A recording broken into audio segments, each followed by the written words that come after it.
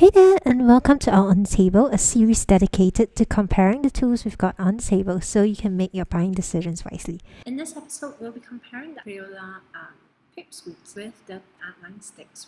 So Crayola has a whole bunch of markers that are meant for kids, but you can also, and then there's Artline Stix, which is honestly speaking kind of kiddish. So this is a comparison between the two kiddie-like brush markers, and let's get started. So we've dealt with the Artline Stix a lot in this series so far. So I'm actually going to start with the Crayola so we don't get bored, or rather so I don't get bored. So the Pipsqueaks are Pipsqueaks because they're so darn small and they're actually kind of adorable. Now I have I think it's an 8-pack of these, but I think they also come in greater quantities, and then you have the super tips, which are longer and finer if you prefer the soft grip. So the thing about Crayola markers is they have this strange triangular tip that's really firm. If you press down, you can see that it doesn't move at all. But because you can get this and this, right, you can actually write with them in brush lettering. So if this is the fineness, right, I'm just holding it the way I would any other brush pen. It's just that I adjust it like that instead of the way you normally would. So from the side, you should be able to see the difference. This is when I turn. It's not too dissimilar from using a regular brush pen actually. See, so this is the Crayola, right? They are firmer, definitely. The trick with them is a little trickier, I guess, but they're definitely very firm, so you can consider them instead if you don't like soft tips. Now, the Artline Stix, on the other hand, is something that we all know and love already. So, upstroke, downstroke, variation. And that was a very ugly one. Let me try that again. Okay, still not very good. I've been doing a lot of bounce recently, so I'm not as balanced as I'd like to be. So this one has that lovely, lovely, lovely ombre that you don't get from the Crayola, but at the same time, the variation is a lot more. I actually find these easier to use, but that might be because I'm used to writing brush markers and not Crayolas. So let's just write with them now for fun.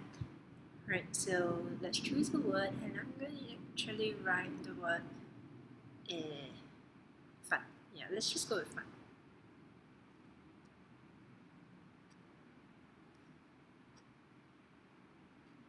Actually, no, let's go with funny, otherwise it's a little bit on the short side.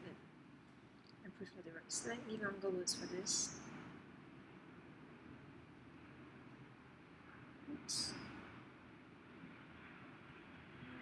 And so there's shape for today. A little bit tired from all this. Right, so that's funny with the outline.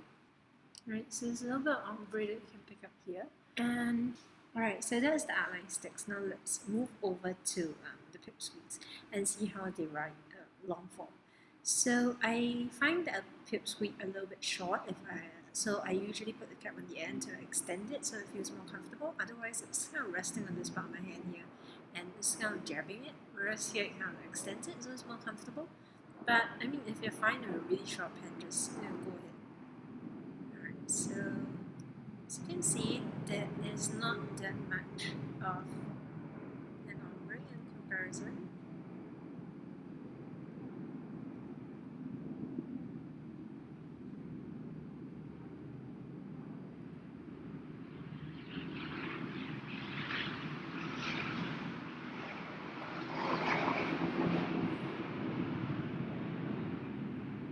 Alright, so I'm not sure if the mic is picking up on the, what do you call it, on the airplanes flying overhead. I think they're training for something, or other, like at the airbase nearby, but yeah. So this is funny written with the Crayola, and it's a lot smaller, like the tick lines are thinner than the Crayola, but the outline, but the tick lines are also thinner. So I think give and take, I would say that if you would do a ratio kind of thing, you probably would get a similar ratio for thick to thin, but I would write smaller with this and bigger with that, or rather I would be forced to write bigger with the outline. So it's really down to what you like. So that's the outline sticks and the Crayola markers are on the table today. If you would like to support me, you can subscribe to this channel, leave a comment below, let me know what other pens you want me to compare and contrast, or are there any other experiments with pens and paper and other Kelly tools that you'd like me to work on. So I'll catch you next week for a comparison between two watercolor brush markers. So that's slightly different next week, and there'll be tons of ombre goodness. So stay tuned for that. Bye!